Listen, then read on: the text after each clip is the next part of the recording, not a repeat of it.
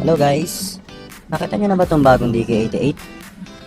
Grabe, yung ganda, solid. Meron na siyang more than 23,000 songs. Tapos, ang maganda doon, meron na siyang mga LED lightings. Diyan na lahat ng mga knobs, treble and bass adjustments, mic input and guitar inputs. Meron siyang gulong para pag gusto mo siyang dalhin outdoor, pwede mo siya mabitbit kahit saan. Ayan nga pala mga connections niya, meron siyang HDMI output and audio video output. Ito nga pala yung mga modes niya.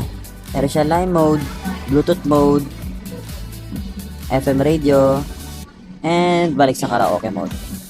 May kasama na rin pala siyang 2 wireless mic na rechargeable using Type-C lang.